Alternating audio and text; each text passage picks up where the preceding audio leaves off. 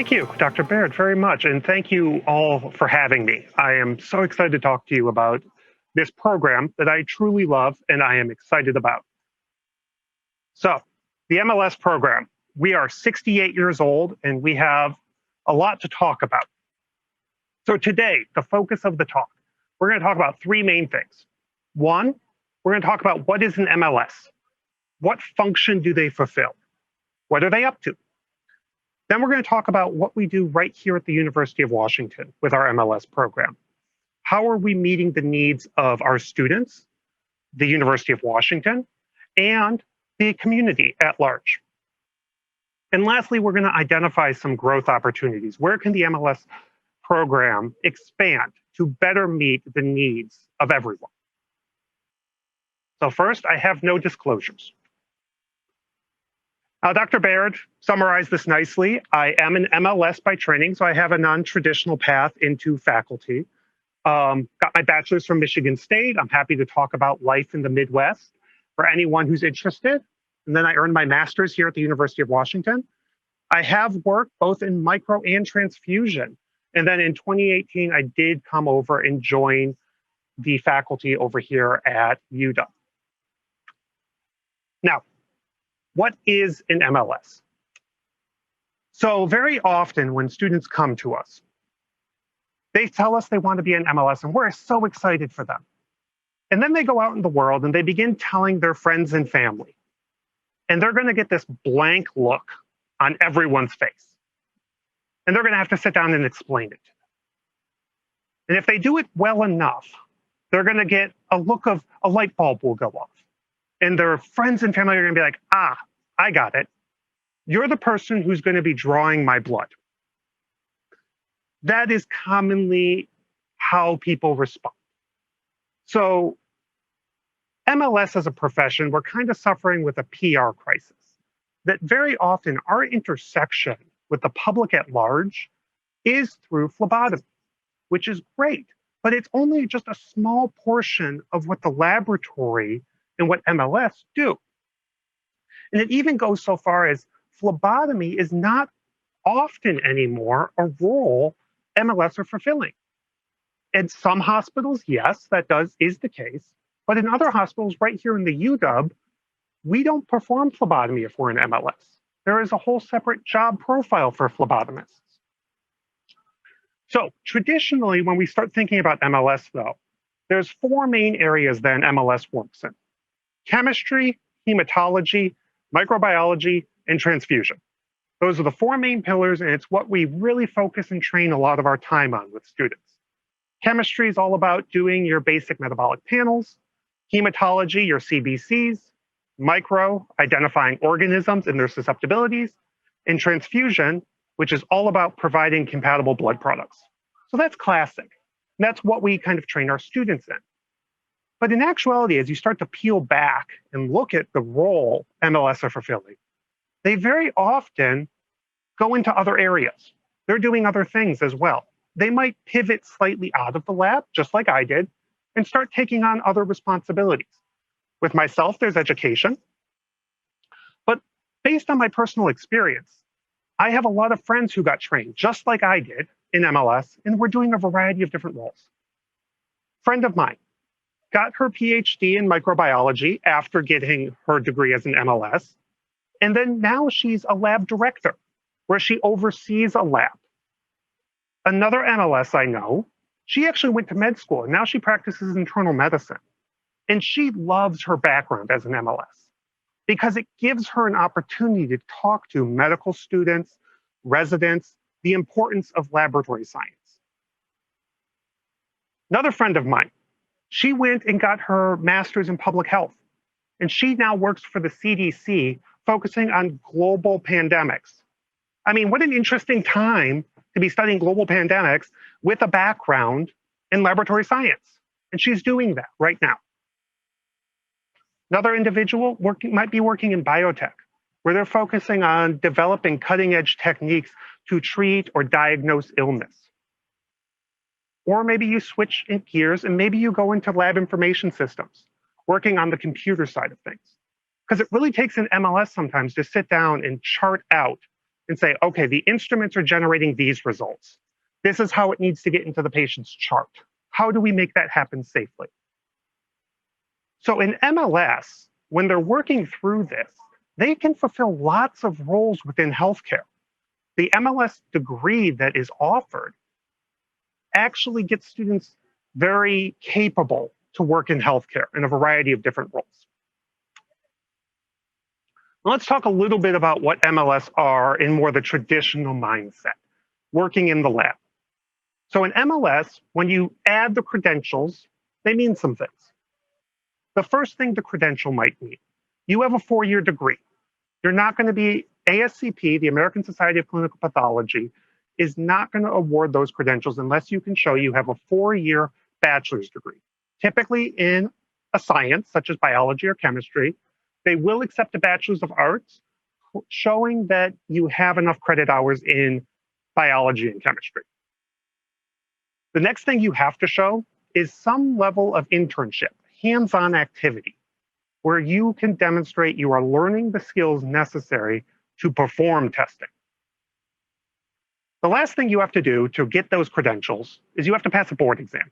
100 questions covering everything you need to know for an MLS, and you need to pass that exam. Afterwards, you need to supply continuing education every 3 years. Now, this is something every single MLS working in labs has done. So we are very prepared to discuss tests, to advocate for the lab, and we have the background to do that. Now, I'm going to get up real quick and talk about specialists, because this is something I really do believe in. And I believe specialist training is a route that laboratory leaders should be encouraging in their staff. Now, a specialist, you might have noticed I have an SBB after my credentials. Well, I'm a specialist in blood banking. You can get a specialist in a variety of different areas in the lab, demonstrating advanced mastery in chemistry, cytometry, hematology, microbiology, and molecular.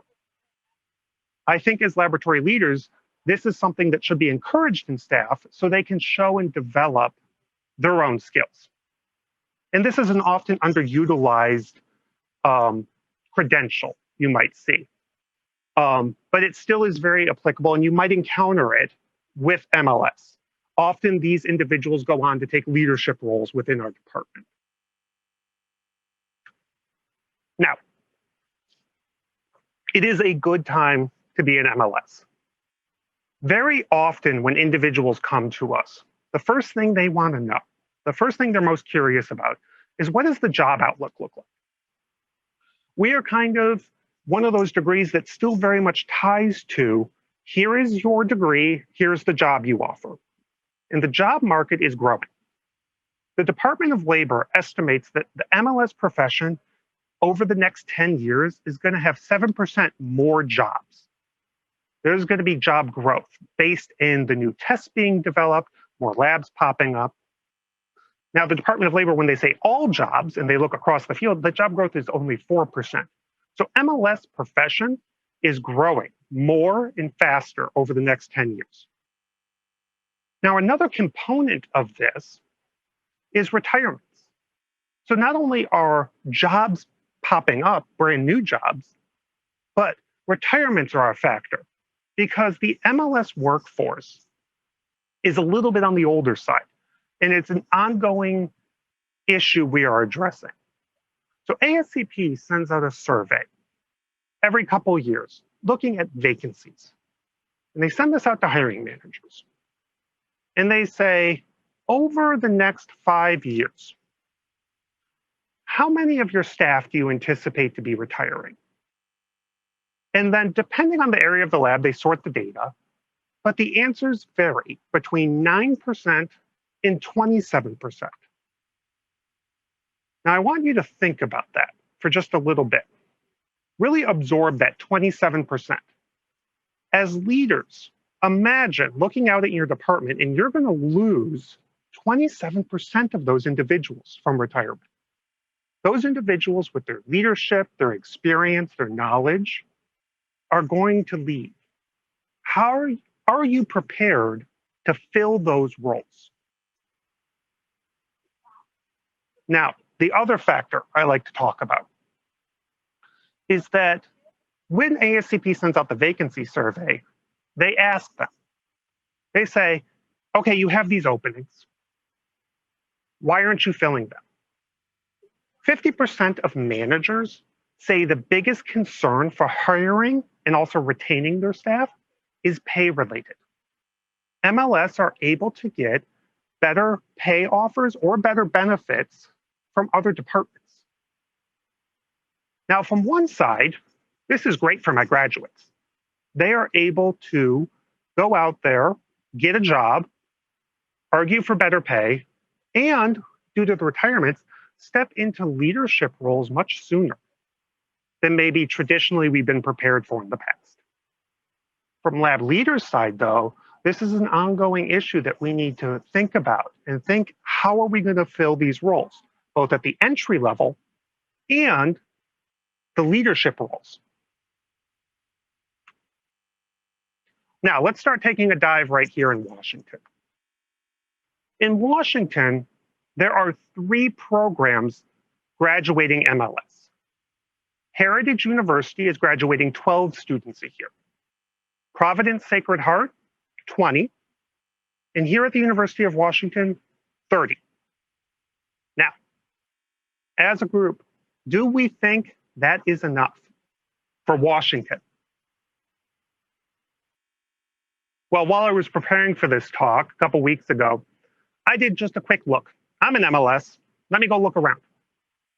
Well, when I looked for job openings right here in Seattle, because I don't want to move, I saw that there were 24 job openings for an MLS right here within the UW system. 7 at Children's, 1 at Swedish, 6 Bloodworks, I'm a transfusionist, 2 Virginia Mason, 1 at Kaiser. Now, looking at these numbers, also consider I am graduating 30 students a year. There are more jobs than our students. Now, I will be honest here, when I put this together, I just looked at the MLS job profile at large. Traditional MLS, working in the lab, maybe they range in responsibilities from a entry level to a lead, and also this includes hourly positions, part-times, full-time positions. But the short of it is there is a lot of job openings available for students, for graduates of my program, and for individuals who maybe are looking to shake up their career a bit and look and see what other opportunities exist. Now, let's keep looking at just the University of Washington. What's happening right here? Well, right here, in a classical traditional sense, working in the lab, working in one of those 4 areas of the lab, there are 4 main job profiles for an MLS. An MLS trainee, who is a new graduate to the field, they just earned their bachelor's degree. So as a trainee, they need to pass their competencies, pass probation period, and pass their board exams. And they have 1 year to do that. After that year, if you've met all of those marks, you move up to an MLS 1. MLS 1 are the individuals who are performing the lab testings. They're right there in front of the instruments, 7 days a week, 24 hours a day, maintaining instruments, performing testing, and getting those results to supply our floors, our hospitals, our clinics, our reference labs with the data that goes out and serves the community. Now, if those individuals want, they can step up to an MLS2 role, which is kind of colloquially referred to as a senior tech. These individuals have ownership, maybe of a specific function or area of the lab. Maybe they're overseeing scheduling. They provide leadership for the team. And then the next step from there is an MLS lead, which really pairs and works with management to run the lab, prepare for competencies, prepare for assessments. So that's how MLS the job looks right here at the University of Washington. Now let's take a look a little bit more at what's happening right here with the Department of Laboratory Medicine and Pathology's labs. Now, if you take a look at all of the jobs right here, there's about 1,000 jobs. There is 350 about MLS jobs that are traditional MLS trainee 1-2 lead. Another about 300 and so are clinical lab technicians and phlebotomists. Those are the individuals doing specimen processing or phlebotomy. In addition to that, we've worked with some travel tech agencies with COVID who are supplying some CLTs and some MLS that help maintain staffing for us. And then we also have individuals working in research, management, IT, careers, administrative, finance, and student assistance. Now, I did also want to put up there the number of faculty to show that laboratory medicine faculty make up about 300. And those faculty include the regular track faculty, research, affiliate, and adjunct. Now, another way to look at this. In the labs, a third of the lab's workforce are MLS, and another third are the CLT and phlebotomists. COVID agencies with their travel techs make up 10%. So that's 3/4 of the jobs right here with the department at our labs. But remember when I was talking about that an MLS might not stay directly within the MLS job profile. They have some flexibility here. Based on my experience, MLS can step into a variety of different roles. As travel techs, in research, management, IT, finance. These are the ones I just have experience with. So another way to look at this is that 60% of the jobs in the department are either directly worked by MLS or have the potential for MLS to step into those roles and be successful in the job. And that brings us around to the department and the division of MLS education right here. Because how do we begin to train students, not just to work in the lab directly, but to also maybe step into a variety of different roles where they're needed? How does the program begin to address and look into that? So let's talk about some quick facts about the program. We're a relatively small team. There's the program director, me. We have a manager of academic services, Heather. Now, Heather wears a lot of hats. Heather serves not just the undergraduate program, but she's also working with the master's program. We have a program coordinator, Josh, who also wears a lot of hats, where he is serving both the bachelor's program, the MLS program, and our master's in laboratory science.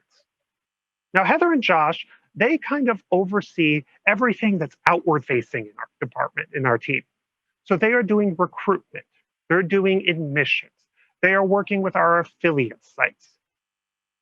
They also get to do advising with students who are yet to join the program and students who are already in the program. So they have a lot of things going on. We also have 3 lab instructors. We have Patty, Miriam, and Jess, whose job is more inward focused. They are running the student labs, where the students are getting the opportunity to begin to do hands-on testing, so they're prepared for their times at the rotation sites.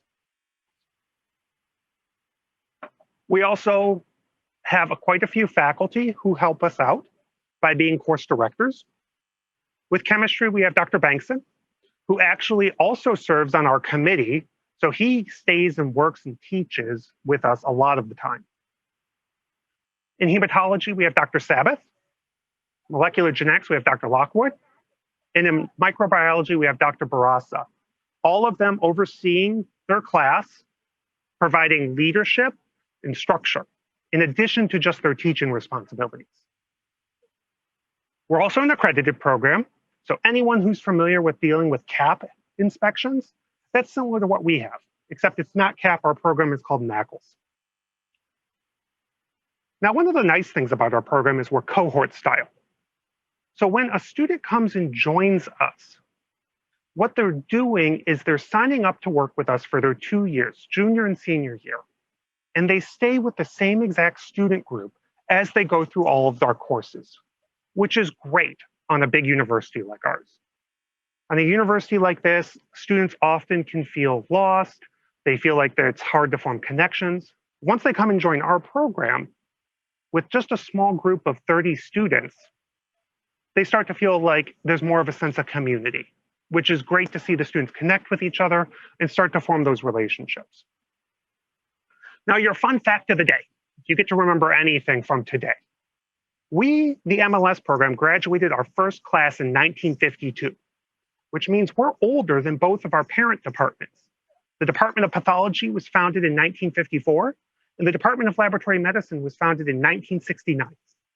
So, of us, the MLS program is the oldest. All right. Now, I talked a bit about that experience with MLS. They get to go out there, new MLS, and tell people what they're doing, and very often they're met with this blank look. A lot of people just don't know what the lab is up to. They don't know who we are. They might think, according to House and Gray's Anatomy, that the doctors do the testing. So it's always kind of an uphill battle for us to show students that MLS is a field. MLS is a thing. Our students are successful, and there is a full profession in front of them. So Heather and Josh spend a lot of their time doing recruitment activities. They're doing and setting up information sessions for students. They are working at dog days, admitted student preview, anyone that will let us come and set up a table, they are there. We also do volunteer work and outreach work with underrepresented communities. Dare to Dream, the Health Professions Recruitment Collaborative, we work with these individuals that are serving underserved communities, and we show individuals, maybe in high schools, that college is an option for them, and there is a job available to them, and there's availability of options here. Now, I know Dr. Baird's been on career panels. I've been on career panels. We're out there talking about MLS. We do presentations at whatever prerequisite courses are for our program. We send out information to advisors. We put posters up in UW buildings. We even send out those mass mailings that everyone hates. But we continue to do it because every year, 1 or 2 students come to us from those mass mailings. They didn't see anything else. And also, I do want to do a big thank you to faculty who talk about MLS to their classes they head up, maybe that are outside the field. For example, Dr. Cookson leads a micro department or a micro class where he talks about MLS and he begins the educational process, showing people what MLS is. And that's great for us. Every year, students come to us because they hear about the field from their instructors, from posters. And all of that comes together so we can continue to put forward a program. Now, even with all that said, our recruitment numbers hover about the same every year. And we do a lot of work. We're always adding more opportunities. But every year we get about between 80 and maybe 60 applicants. And then we can begin the process of going through them, assessing each application. And right off the top, there's always some that we just get cut because they don't meet the minimum qualifications. And then we begin the interview process. And we're really evaluating the students, not just on their transcripts, which is just raw grades, but we actually like to sit down and meet with our students. And we're one of the few undergraduate programs that continues the interview process. Then every year we admit about a class of 30. Although, as you can see from these numbers, we are really trying to grow. And we've been pushing more and more to admit more students. And then every year from our admissions, we do have a little bit of shrinkage. This year in particular, it was due to COVID. A lot of two of the students that we met with and were excited to come join us, due to COVID and the change in the educational landscape, chose to take a year off, and so they declined. Although I have gotten wind that one of those students is applying for this next cycle. So they're excited to come back to us. Now, when we take a look at what the students, their GPAs, our minimum GPA, just for consideration, is a 2.0. But don't cringe, because even with that 2.0 GPA, just for consideration, our average GPA of our students is quite strong, hovering around a 3.5. Now, the range is wider than that. And the students do have strong science GPAs, though. Again, around a 3.4 range. So even though we have a minimum of a 2 point, most of our students are coming to us with a 3.5. Now, where are our students coming from? Well, the students come from a variety of different places. About a third of our students are your traditional college undergraduate student. Came to the UW, their junior and senior year, they're going to join us. We also get a little less than a third who are transfer students. These are individuals coming to us from community colleges or other four-year programs because they want to join our MLS program. But I want to call your attention to these post-baccalaureate students. These are individuals who have already earned a bachelor's degree. Maybe they just earned their micro degree. Maybe they earned their degree 10 years ago, but they want to come join us. They reiterate this common story we hear, which is, why didn't we know this was a thing? I never knew that MLS was a profession. So again, we work with the students in that. Now, what does their education look like?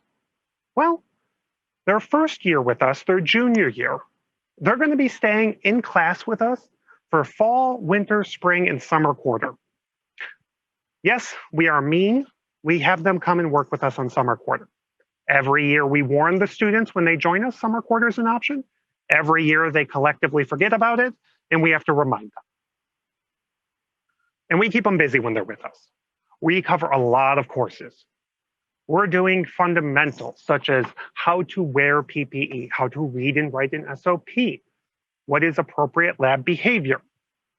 Then we start to get into the nitty gritty with hematology, molecular, chemistry, micro, coag, urinalysis. But each of these courses, just the title alone, is half the story.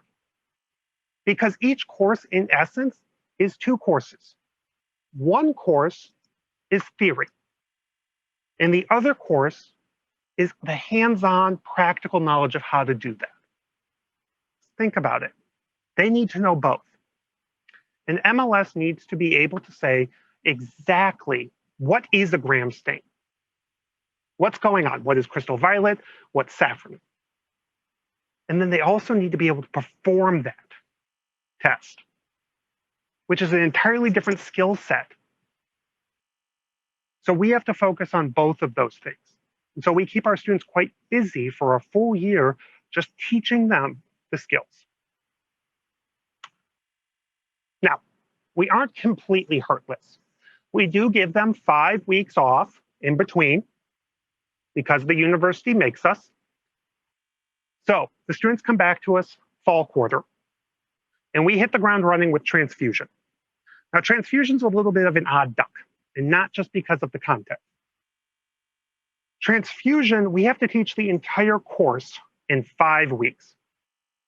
So they are in transfusion course Monday through Friday, as you can see, from 8 in the morning, sometimes onwards of 3:30. And they are doing hands-on activities. They are doing lecture. We keep them busy. We also have senior seminar, which Heather heads up, where we start teaching professionalism.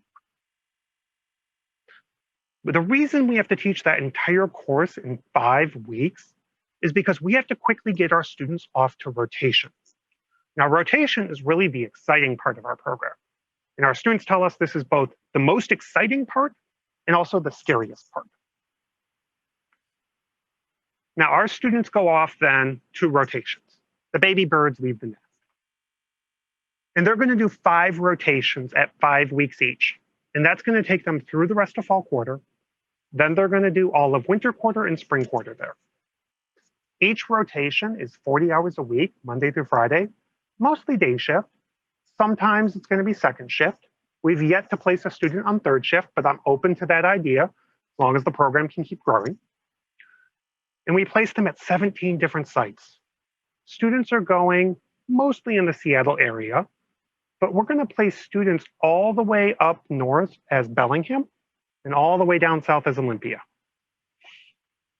Each student for each rotation is placed at a different site. So you might be at Harborview for your chemistry rotation, and then you're going to do transfusion over at Children's. I want you to appreciate what scheduling this is like for 30 students. Heather takes the lovely task of putting all of that together every single year. And it is a Herculean task. Now, why do we do all this work? We're very happy to say that our students, when we get the board scores result, on average, have a higher pass rate the very first time they take their board scores compared to our peer group, which is what this university's line is. But then there's also this national line, which there is multiple ways to take your MLS exam. This is all of the different ways put together. So when we look at this, we see our peer groups and just the overall average for the exam. So on average, our students pass their exam the first time around, which is great. Now, the other aspect we get to see and we're always really happy about are the scores. Now, the MLS board exam, the scores range from 100 to 999. 100 is the score you get just by putting your name on the paper. 999 is a perfect score. Yet to see that score, but I am hopeful one day I will. Our students, again, on average, have a higher test score, which makes us very happy, and it makes us feel comfortable that how we are teaching our students, the time they are spending in rotation, which compared to other programs is longer, and our time in lecture is successful in preparing students to gain the credentials to enter the field. Now, here's something else that really makes me happy, and I'm really excited to share this information with applicants and students. Our students very quickly get jobs. 26 out of 29 students of the class of 2020 had job offers within 3 months. And a lot of these students had job offers before they even graduated. The other thing I really want to call attention to is a vast majority of the students stay not just within the Seattle area, but they stay right here with the University of Washington's medical systems, either at Harborview, at maybe some of the other labs like virology, or at UW Montlake. So a lot of students stay right here with the program. Every year, we also have a couple students who travel, which is also great. I've seen students go to Milwaukee, Phoenix. So this is something else that's really great about the profession, is that if you choose, you can leave the area and go and explore other opportunities outside the area. Now, I've been getting a lot of questions about this, so I wanted to take some time to talk about it. How has COVID impacted the MLS program? Because it's like all of you in the clinical world, it kind of threw us for a loop for a while. Now, right immediately, starting around March 2020, a lot of things happened. Now, drudge up those memories, think about what was happening with you. Similarly, with the MLS program, our rotations stopped. And that makes up their whole senior year. So the MLS program had to very quickly create new content that reinforced what the students would have seen at rotations. Now, granted, we can't create testing and send them instrumentation, but we can reinforce problem-solving skills. We also worked with the sites, and they were able to get us videos of them doing testing, what instrument maintenance looked like, which allowed the students to see that to some extent. In addition to that, the MLS program, we made ourselves available both on work hours and after hours to answer student questions and lead study sessions. So students are able to work and talk with MLS. Now, for our lecture side of things went digital completely. We've been doing either live Zoom lectures or even pre-recorded Zoom lectures. All of our labs stopped completely, so we had to quickly convert all of those over to digital activities. So we were quite busy during this time, taking each course, each rotation, and digitizing it to whatever degree we could. So we stayed busy with that. But it was worth it in the end, because we saw no impact on our board exam pass rate or the scores even for the class of 2020 who had their rotations halted. which was great. I also want to take a minute and really highlight, how did the students respond? The students reached out to the program and were saying, how can we help? What can we do? You've been giving us the skills to work in the lab, and right now lab testing is really needed. What can we do? So working together with the department leadership, with HR, we were able to get the students working in virology and specimen processing, where they provided support to those areas. And the students did really well there. And they also got to act as ambassadors for the program. So when they were stepping into those roles in specimen processing, in virology, the students were also telling their friends and family, I am so happy I get to help my community right now, using the lab skills I have learned as a student, and I get to apply them now. And on the other side of it, they get to start seeing the labs and start experiencing early what lab life is like in an emergency. So I'm so happy of how they responded. So starting in September, we got permission from the University of Washington to begin doing some in-person activities centered predominantly on our labs. However, due to restrictions, we could only work with half the students we were working with previously at a time. So in essence, our wet labs, the number of wet labs we could offer, got cut in half.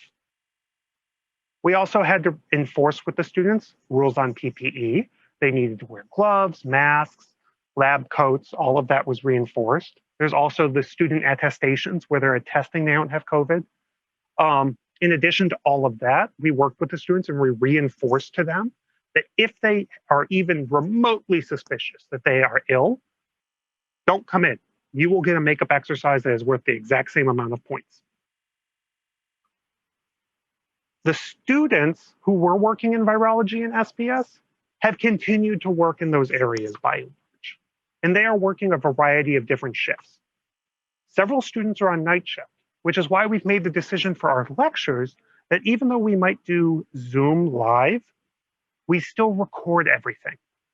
We still work with faculty and they're able to record their lectures if they're unavailable to do live, and all of that gets posted. So we're trying to allow students the availability, the option that they can continue to support and work in virology night shift and continue to be a student full-time with the program. And we do what we can to meet them where they're at. Now, the clinical rotations are back up and running, which is great. The seniors are all rotating. The sites were supportive and wanted to have our students back. Or maybe they just told me they wanted the students back, but they accepted them. Now, we did see some reduction in sites that were just unable to support students during COVID. And other sites did step up to take on more students, which we are so appreciative of. The students, by and large, report being comfortable there. Now, I do want to also talk about some of the negatives. Students are increasingly struggling with isolation. In particular, this is probably more seen with our juniors who are not rotating right now, who are doing 100% virtual learning. There's struggles with depression and anxiety are often what they talk to us about. We have seen an increase in the number of mental health referrals we offer. So we get the students working with professionals up at the University of Washington's main campus. Students also continue to struggle with insecure housing and other forms of financial instability. And we work with the students where we can, and there has been a very generous donation to the program, and we've been able to set up an emergency fund. So we are doing what we can to meet where the students are at. But this does alter the learning environment, and students have a lot on their plates right now between not just learning the material, but also managing their lives during the COVID pandemic. So as we begin to wind down this chat, I did want to talk about one other thing, which is where can the MLS program grow and begin to meet the needs even better for students, for our rotation sites, for the department. Now, one thing we've thought about is offering categorical support. So you might be wondering, what is a categorical? Well, by and large, we train MLS. MLS are trained to work in those four traditional areas in addition to wherever else in the clinical labs they work. A categorical is someone who is focused already on one area. So they say, I am going to be a laboratorian. Instead of an MLS, which can do chemistry or hematology, I am going to focus on just hematology. So they're an MLS who's just focused on that one subsection. Now, ASCP allows for categorical certification in a number of different areas. You have your traditional areas of the lab. You can also do molecular biology, which keep that in mind because we're going to talk about that in just a minute. To do that, the student does need to meet the general requirements for an MLS. They need to have their bachelor's degree, showing some proficiency in the biological sciences or chemistry. And they need to have some work experience in relevant labs. Now, what does this mean for the MLS program? Where can we step into this? So we've been thinking, and we have a couple of different options in front of us. The first option, we begin supplementing different degrees that are offered right here at the University of Washington. For example, maybe we go to the microbiology department and we have a chat with them. And we say, you have some great students right here graduating with a micro degree. What if we can supplement that so that by the time they graduate, they're able to sit for their microbiology categorical? So then they would be able to work in any microbiology lab right here. Now, we would have to establish the guidelines, what kind of students are looking for this opportunity. Can our rotation sites support this? We'd also have to say which of our courses the students would have to take. A microcategorical would not need to take a transfusion course, for example, but they would be required to take maybe our clinical microbiology course. We're also going to have to place those students in the rotations, so figuring that into our schedule. So that's one option to look at. Another option that we should consider as a team is how can we further job growth right here in the department? There are lots of qualified individuals working in the department, maybe as a clinical lab technician, who already have their bachelor's degree. How can the MLS program support those individuals so that those individuals can begin taking on advanced MLS roles? So how this might look is, let's say we have a qualified CLT working in transfusion. They already have their bachelor's degree. The manager and the employee would have a conversation and say, you know what, this might be an option for you. Those candidates could come to the MLS program and take our courses, take some of our courses in transfusion, take our foundations course.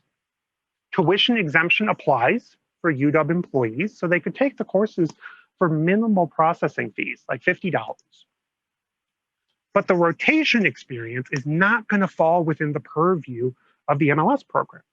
Instead, what these individuals would do is they get their lab experience right there in the lab that's sponsoring them, spending a year maybe doing the work and getting hands-on experience, passing competencies. And at that point, the lab could sign them off to take their board exam in that categorical topic. That's an option. Another option even would be sponsoring individuals without a bachelor's degree, using and talking about tuition exemption for those individuals to go get their bachelor's degree, and then following that path, which would take a little longer, depending on how they've spaced out their bachelor's degree.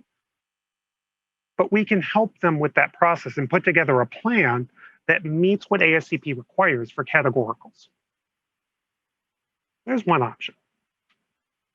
Now, I asked you to put a pin in that idea of a categorical under molecular biology. Let's pull that pin out and talk about that a bit more.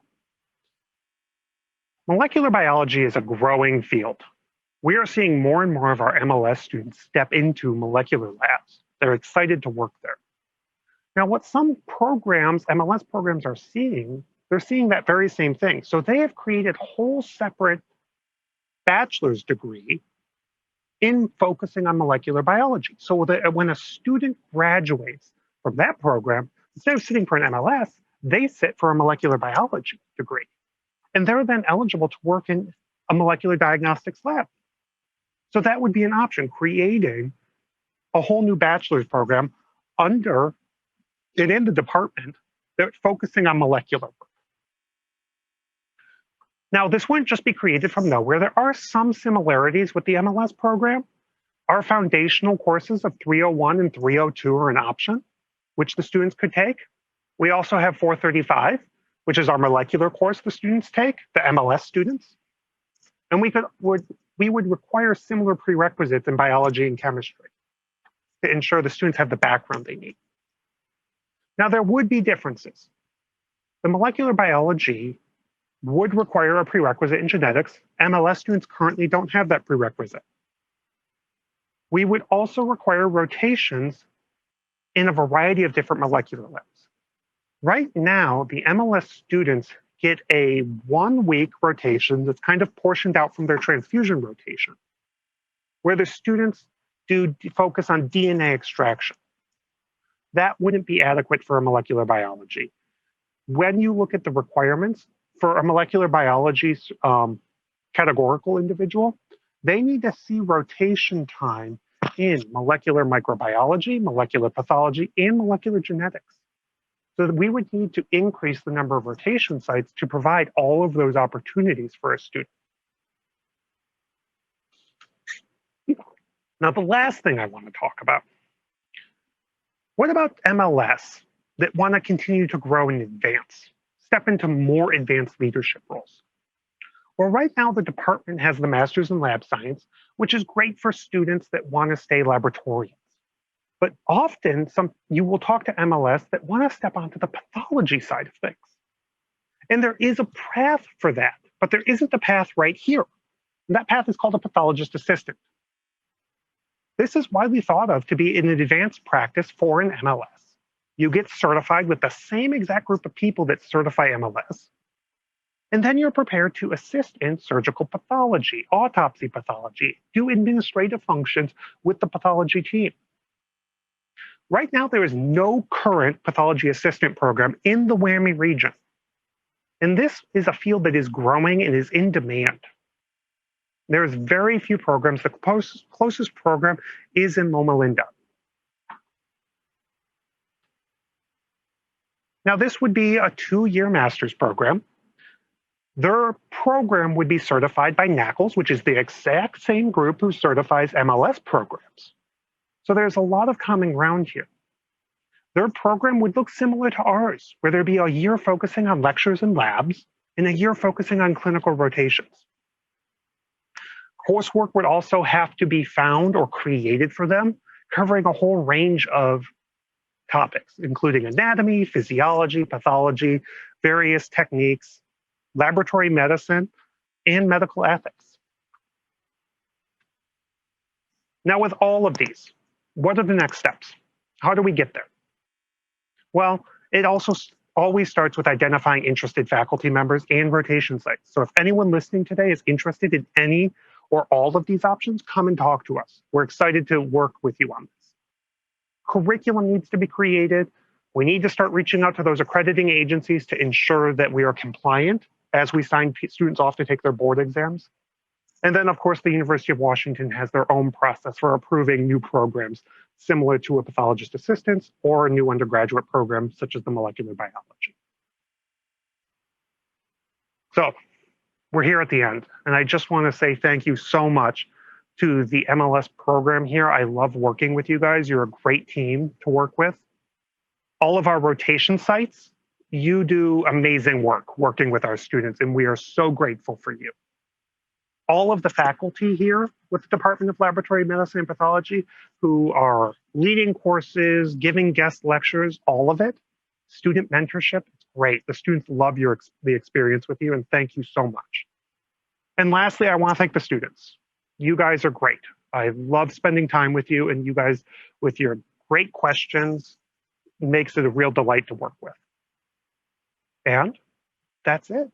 So if any of you have any questions, be happy to answer them.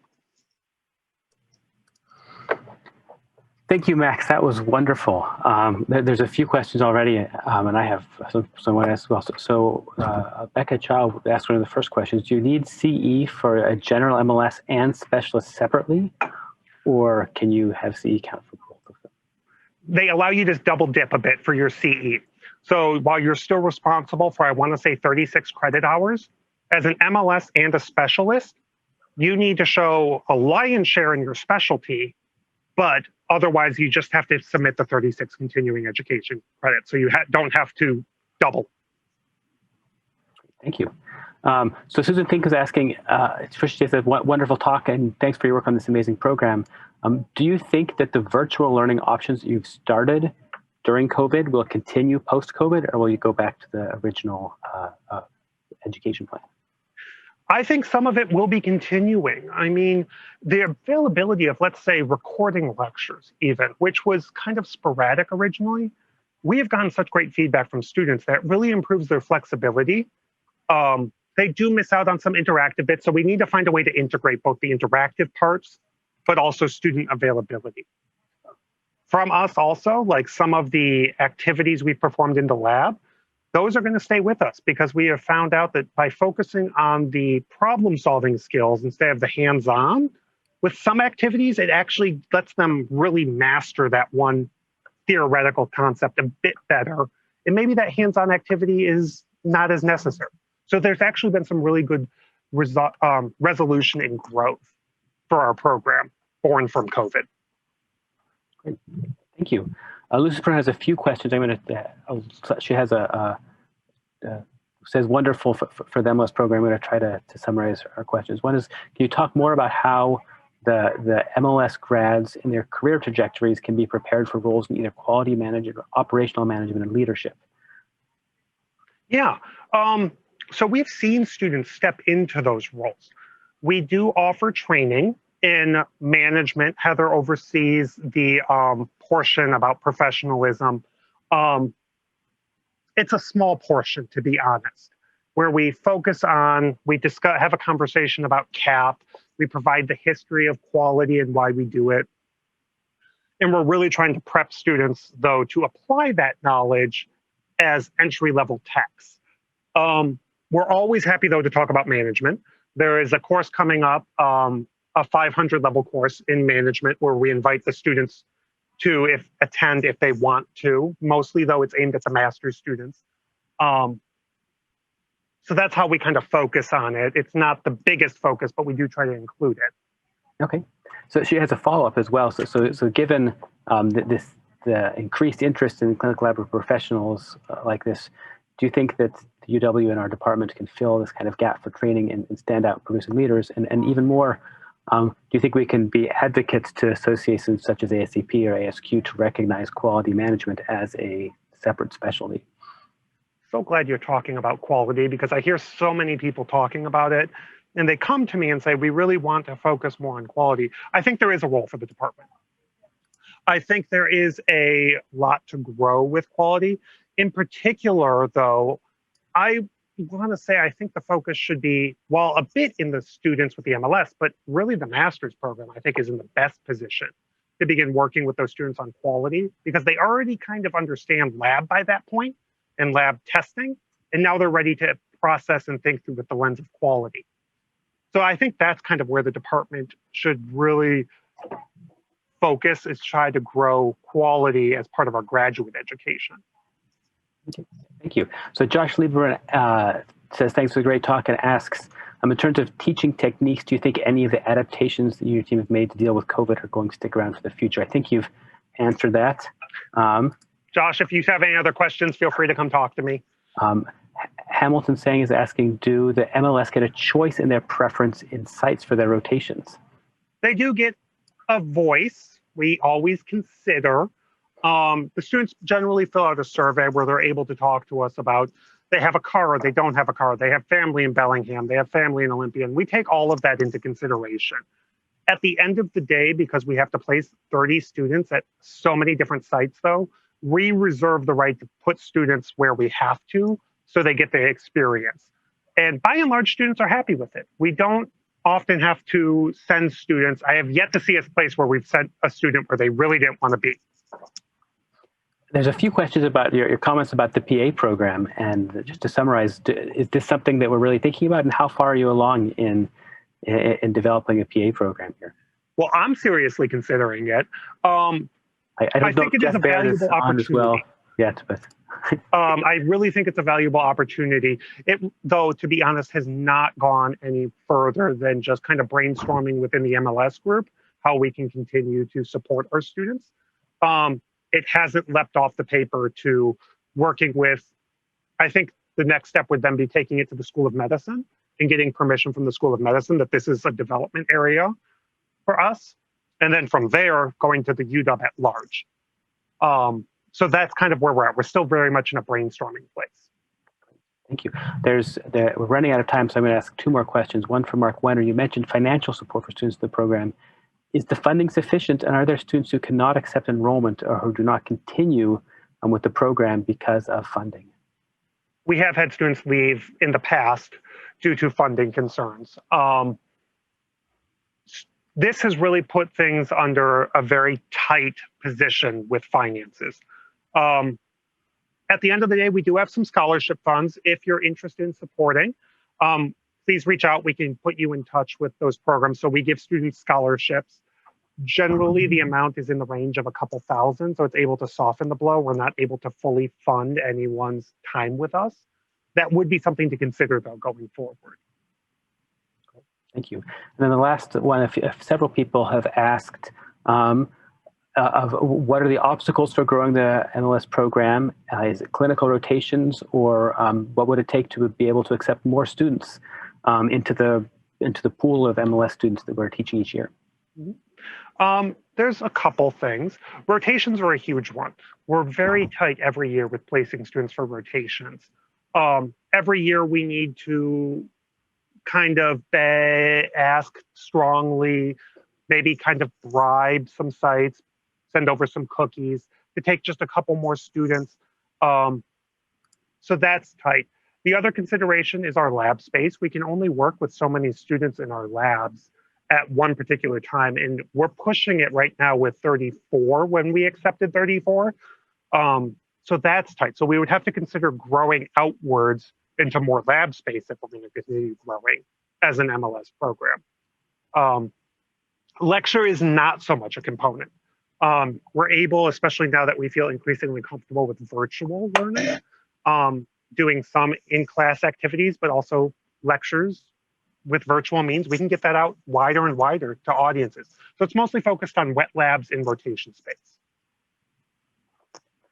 Well, I think that's all of the questions that people have asked. There's a few comments I'll leave in the question for you, Max, with people saying really nice talk. Thank you so much. I wish that this was live so people could hear the thunderous applause for such a wonderful talk.